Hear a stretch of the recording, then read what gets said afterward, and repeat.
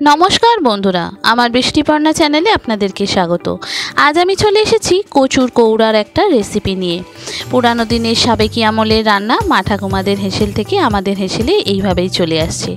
आगे ना खेये थाकले एइभाবে एकबार कचुर कौड़ाटा ट्राई करे देखते पारेन। एकबार खेले मने होबे बारबार एइभाবেই खाई। चलुन ताहले रेसिपिटी देखे नेওয়া যাক। আমি এখানে ছোট ছোট যে কচু আছে সেই কচু নিয়েছি বেশ কয়েকটা, একটু পেঁয়াজ বেশি করে নিয়েছি, রসুন নিয়েছি, কাঁচা লঙ্কা, টমেটো, এইগুলো দিয়েই করব এই কচুর কৌড়া। তো এই কচুর কৌড়া খুব সহজ আর খেতে অসাধারণ। এই একটি পদ দিয়েই কিন্তু আপনার পুরো ভাত খাওয়া হয়ে যাবে, এত সুন্দর স্বাদ হয়। প্রথমে আমি একটা বড় মিক্সির জার নেব। সেই মিক্সির জারে টমেটো, কাঁচা লঙ্কা, রসুন, পেঁয়াজ সব নিয়ে নিলাম। আর কচুগুলো একটু বড় বড় সাইজ আছে, কচুগুলোকে একটু ছোট করে নিই, তাহলে মিক্সির জারেতে এটা বাটতে সুবিধা হবে। তো সব কটা কচুকেই আমি এইভাবে কেটে নিলাম, নিয়ে মিক্সির জারের মধ্যে দিয়ে দিলাম। বন্ধুরা, রেসিপিটি যদি ভালো লাগে তাহলে আমার চ্যানেল বৃষ্টিপর্ণাকে অবশ্যই সাবস্ক্রাইব ও ফলো করে দেবেন, আর পাশে থাকার বেল আইকনটি অন করে দেবেন। তাহলে ভিডিও আপলোডের সাথে সাথেই আপনাদের কাছে নোটিফিকেশন চলে যাবে ভিডিও আপলোডে। কেমন হলো রেসিপিটি পুরো ভিডিওটি দেখে জানাবেন। যদি ভালো লাগে তাহলে একটা লাইক ও শেয়ার করে দেবেন। গ্রাম বাংলার পুরানো দিনের ঠাকুমাদের আমলের রান্না আজকে আপনাদের সঙ্গে শেয়ার করছি। এই দেখুন, একদম মিহি করে পেস্ট করে নিলাম। এবার এটাকে একটা পাত্রে ঢেলে নেব, নিয়ে পুরোটা পরিষ্কার করে নেব।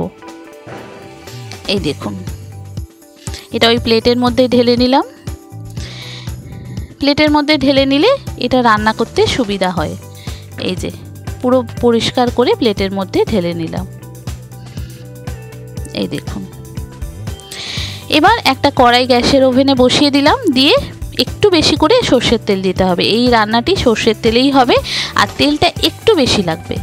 এবার আমি এখানে দু রকম জিরে ফোড়ন দেব, একটু কালো জিরে আর দিয়েছি একটু নর্মাল জিরে, আর দিয়েছি দুটো শুকনো লঙ্কা।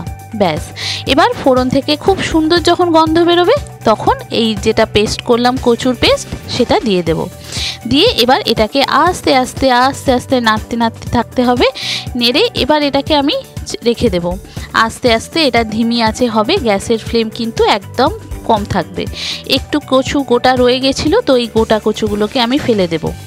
আর দিলাম স্বাদ মতো নুন। যতটা পরিমাণ মনে হচ্ছে আপনার নুন লাগবে ততটা পরিমাণ এখানে নুন দিয়ে দিতে হবে। তো আমিও এখানে পরিমাণ মতো নুনটা এখানে দিয়ে দিলাম।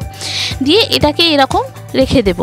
আস্তে আস্তে এটা হতে হতে হতে হতে এই জলটা একদম শুকনো হয়ে যাবে, আর দেখবেন আস্তে আস্তে গা মাখা হয়ে যাচ্ছে। যতক্ষণ না এটা গা মাখা হচ্ছে, যতক্ষণ না এটা শুকনো হচ্ছে, ততক্ষণ কিন্তু এটা নেড়ে যেতে হবে। এবার দেখুন অনেকটা শুকনো হয়ে গেছে। এবার আমি কি করব, পরিমাণ মতো সামান্য একটু চিনি দিয়েছি, হাফ চামচের মতো। দেখুন আস্তে আস্তে কিন্তু এটা কড়ার গায়ে লেগে যাচ্ছে, আর এটা যখন একদম হয়ে যাবে না তখন কড়ার গায়েতে আর লাগবে না, পুরোটাই কিন্তু একদম মাখো মাখো হয়ে যাবে। তখনই বুঝতে পারবেন যে এটা হয়ে গেছে। এই দেখুন, এটা আমার মিনিমাম টাইম লেগেছে প্রায় 40-45 মিনিটের উপর টাইম লেগেছে এটা শুকনো হতে। আপনাদের তো আর অত বেশিক্ষণ করে আমি দেখাতে পারবো না, তো এখানে আমি জাস্ট অল্প করে দেখাচ্ছি। এটা আমার টাইম লেগেছে 40 থেকে 45 মিনিট পুরোটা শুকনো হতে। এবার স্বাদ মতো একটু চিনি দিয়ে এটাকে আবারও এরকম ছেড়ে দেব। আস্তে আস্তে এটা নাড়তে থাকবো। নাড়তে নাড়তে এটা একদম কমে যাবে, তখন বুঝবেন যে এটা হয়ে গেছে। কচুর কৌড়া যদি এইভাবে একবার খান মনে হবে বারবার এইভাবেই খাই। খুব সহজ রেসিপি, সহজভাবে দেখালাম। পুরানো দিনের মা ঠাকুমাদের হেসেল থেকে এই রকমভাবেই চলে গেছে। এসব রান্নার এখন আর হয়ই না, প্রায় বন্ধই হয়ে গেছে। তো এইভাবে একবার পুরানো দিনের এই রকম সাবেকি আমলের রান্না একবার ট্রাই করতে পারেন। পুরানো দিনের গ্রাম বাংলা এখনও হয়তো কোনো কোনো বাড়িতে হয়তো এই রকমভাবে রান্না হয়তো হয়, কিন্তু একবার এইভাবে খেয়ে দেখবেন, অসাধারণ স্বাদ। পুরো ভাতের প্লেট যে কখন শেষ হবে আপনি নিজেও বুঝতে পারবেন না। এই দেখুন একদম লেগে যাচ্ছে না, কড়াই আর লাগছে না, পুরো মাখা মাখা হয়ে যাচ্ছে, মানে খুন্তি থেকে আর ছাড়ছে না। এবার বুঝে যেতে হবে যে এটা আমার হয়ে গেছে। ব্যাস, এবার এটাকে নামিয়ে ফেলবো। কতটা ছিল আর কত কম হয়ে গেল দেখলেন। এটা একদম শুকনো শুকনো হয়ে যাবে, মানে জলটা একদম থাকবে না। কচু, পেঁয়াজ, টমেটোর যে জলটা সেটা একদম থাকবে না, ততক্ষণ পর্যন্ত এটাকে শুকনো করে নিতে হবে। এই দেখুন একদম নেড়ে নেড়ে শুকনো করে নিলাম।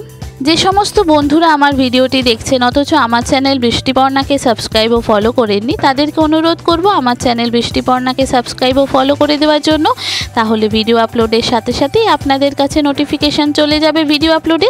কেমন হলো রেসিপিটি পুরো ভিডিওটি দেখে জানাবেন। যদি ভালো লাগে তাহলে একটা লাইক ও শেয়ার করে দেবেন। পুরানো দিনের রান্না আপনাদের যদি ভালো লাগে অবশ্যই কমেন্ট করতে ভুলবেন না যেন। একবার খেয়ে দেখুন, কথা দিচ্ছি মুখে লেগে থাকবে। একবার খেলে মনে হবে বারবার এইভাবেই খাই। আপনাদেরকে একটু কাছ থেকে দেখাই, দেখুন কতটা সুন্দর দেখতে লাগছে। এইটা দিয়েই কিন্তু আমাদের পুরো ভাত খাওয়া হয়ে গিয়েছিল, এত সুন্দর স্বাদ হয়েছিল। এই দেখুন দেখতে কতটা সুন্দর লাগছে, দেখেছেন? যতটা সুন্দর দেখতে তার থেকে অনেক গুণ বেশি এটা খেতে ভালো হয়েছিল।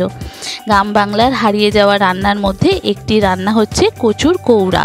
আগে না খেয়ে থাকলে একবার এইভাবে ট্রাই করুন, একবার খেলে মনে হবে বারবার এইভাবেই খাই। বাঙালিদের বিখ্যাত রেসিপি, এপার বাংলা বলুন ওপার বাংলা বলুন, যে কোনো বাংলার মানুষদের কাছেই একদম দারুণ স্বাদের একটা রেসিপি কচুর কৌড়া।